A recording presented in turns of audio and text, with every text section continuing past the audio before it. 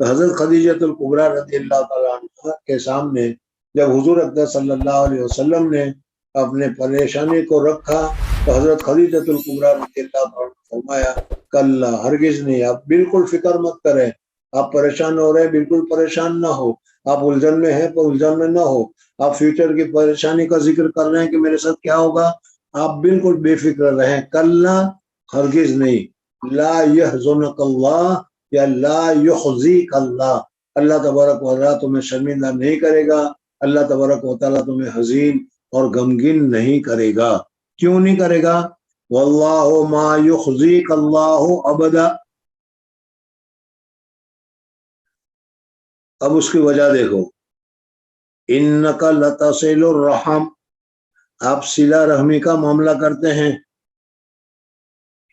دیکھو صلہ رحمی جو ہے یہ بہت ہی اونچی چیز ہے، آگے بھی آئے گا اخلاق حسنہ میں صلہ رحمی کا۔ اللہ تبارک و تعالیٰ نے فرمایا کہ صلہ رحمی کرنا چاہیے، جو صلہ رحمی کرے گا وہ صلہ رحمی جنت تو پہنچے گا۔ رحم کی وجہ سے جو رشتہ داریاں ہیں ماں کی طرف سے، سمجھ میں آئے نہیں، ماموں خالہ وغیرہ، ان رشتہ داروں کے ساتھ اچھا سلوک رکھنا یہ صلہ رحمی ہے، اور یہ صلہ رحمی بہت زیادہ ضروری ہے۔ ان کا فون آیا اور تم نے فون کر دیا یہ صلہ رحمی نہیں ہے، ان کا فون نہ آئے اور تم فون کرو، ان کا سلام نہ آئے اور تم سلام کرو، یہ صلہ رحمی۔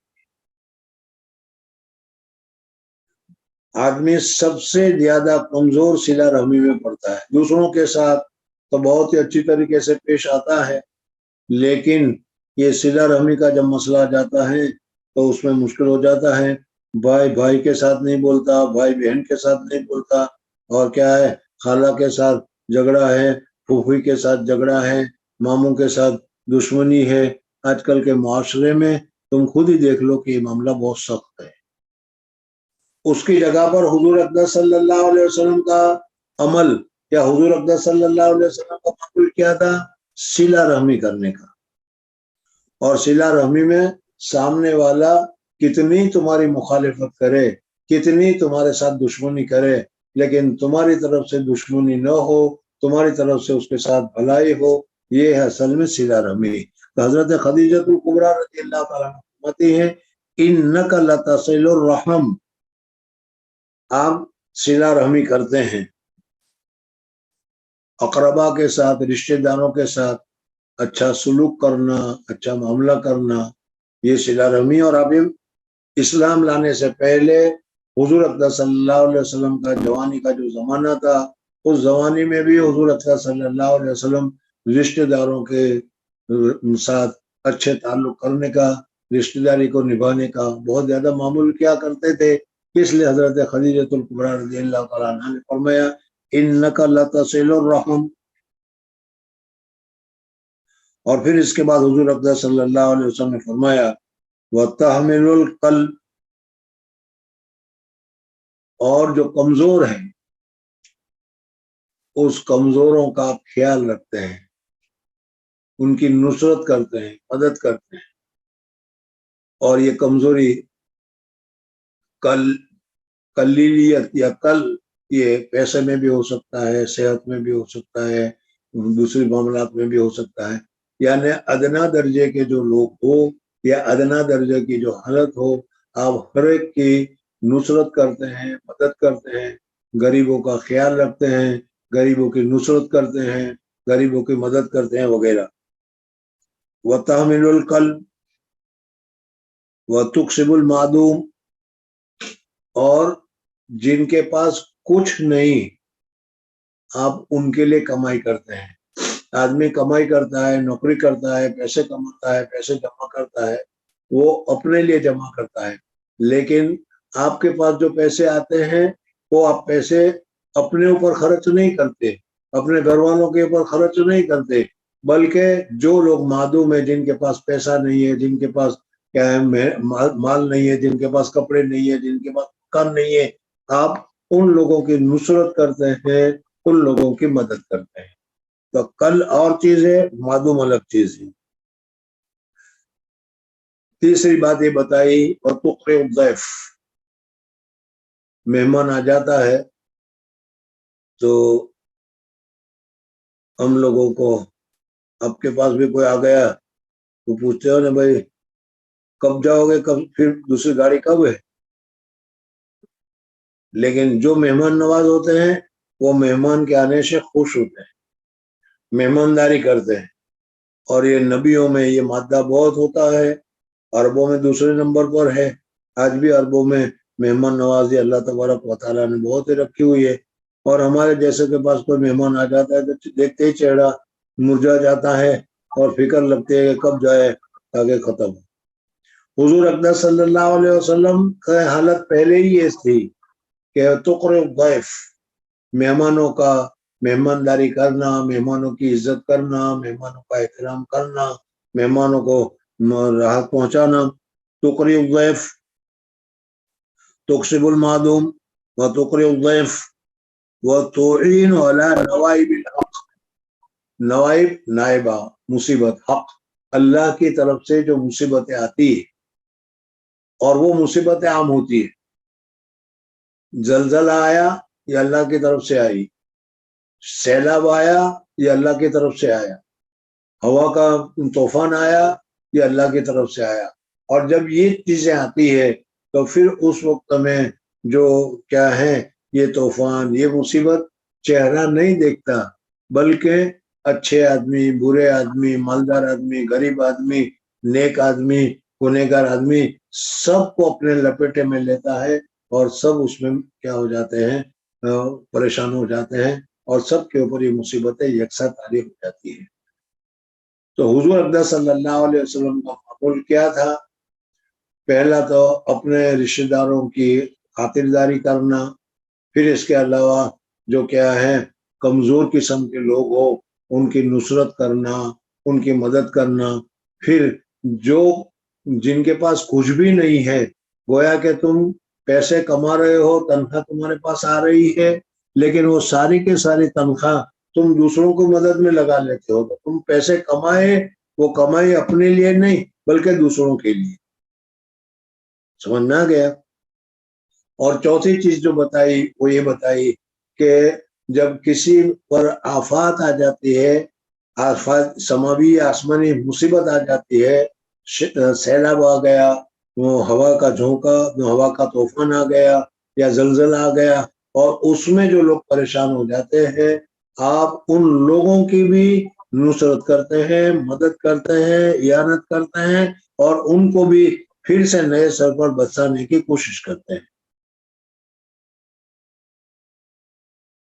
अब ये जो अखलाक या अखलाक की पांचों चीजें हमारे सामने जिक्र की गई, इसको हमें भी देखना चाहिए कि क्या ये चीजें हमारे अंदर है। नहीं है तो इसको पैदा करनी चाहिए। रिश्तेदारों के हुकूक अदा करने चाहिए, कमजोरों की मदद करनी चाहिए। समझ में आ गया नहीं? वरना तो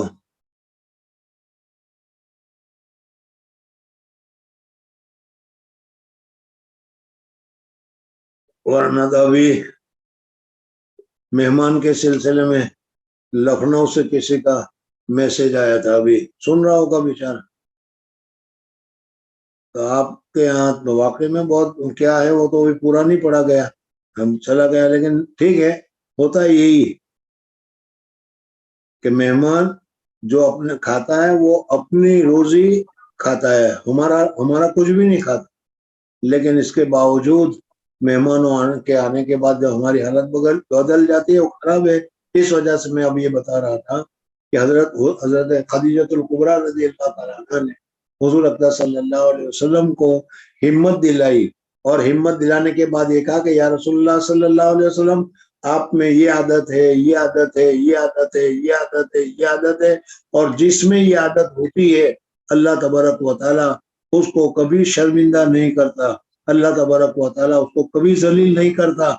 इस वजह से आप ये समझ रहे हैं कि मेरा क्या होगा, मेरी जान का क्या होगा, मेरा मुस्तकबिल क्या होगा, मैं खतरे में हूं। आप इस खतरे को बिल्कुल निकाल दीजिए, आपको ये परेशान होने की जरूरत नहीं है।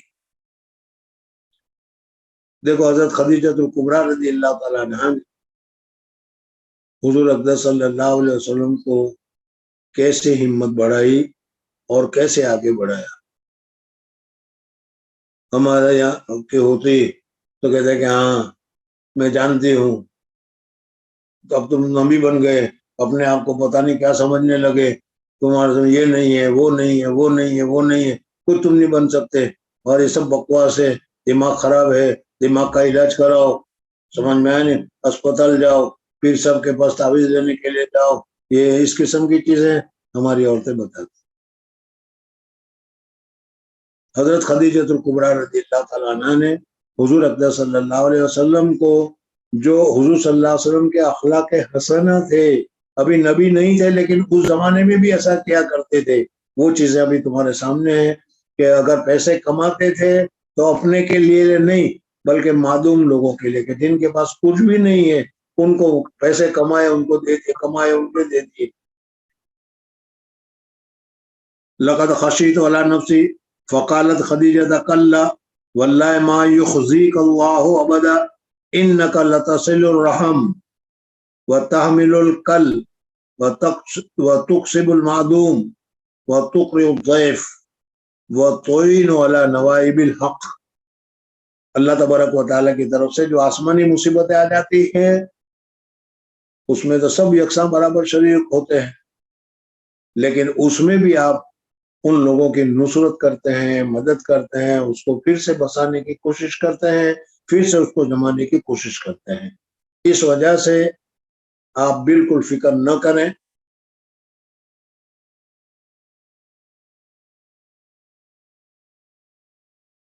اور میں یہ بتا رہا تھا کہ یہ اخلاق جو حضرت خدیجہ الکبریٰ رضی اللہ تعالیٰ عنہا نے حضور اقدس صلی اللہ علیہ وسلم کو بتائے، اس کو اچھی طریقے سے یاد رکھنا. میں نے الگ الگ کر کے اسی طریقے سے بتایا ہے. آئندہ چل کر کسی جگہ پر پھر بیائی نہیں یہی الفاظ کسی کے لیے کہے جائیں گے، وہ میں پھر بتاؤں گا. اس سے معلوم ہوگا کہ ان دونوں میں کیا نسبت تھی. جو حضور صلی اللہ علیہ وسلم کے اخلاق اور عادات تھے وہ کسی دوسرے کے بھی اخلاق اور عادات ہیں، وہ کون ہیں وہ وہاں بتاؤں گا. لیکن یہاں اتنا یاد رکھو، حضرت خدیجہ الکبریٰ نے حضور اکرم صلی اللہ علیہ وسلم کے اچھے اخلاق کیا بتائے. اور تیسری بات میں نے ابھی بتائی کہ اب ہم لوگ بھی اپنے طور پر اپنے آپ کو غور کریں، اپنے آپ کو سوچیں کہ یہ چیز ہمارے اندر پائی جاتی ہے یا نہیں. اگر پائی جاتی ہے تو اللہ کا شکر ادا کریں. اپنے پیسے سے کسی کو مدد کرنا، اپنے حالات سے کسی کو مدد کرنا، کسی گرے پڑے کو سہارا دینا، کسی کمزور کو ہمت دلانا، سمجھ میں آ گیا نہیں؟ یہ اخلاق حسنہ ہے اور یہ ہمارے اندر ہونے چاہیے. مہمان آئے تو اس کی کیا کھلے دل کے ساتھ استقبال کرنا، ضیافت کرنا، اچھی طریقے سے پیش آنا وغیرہ وغیرہ.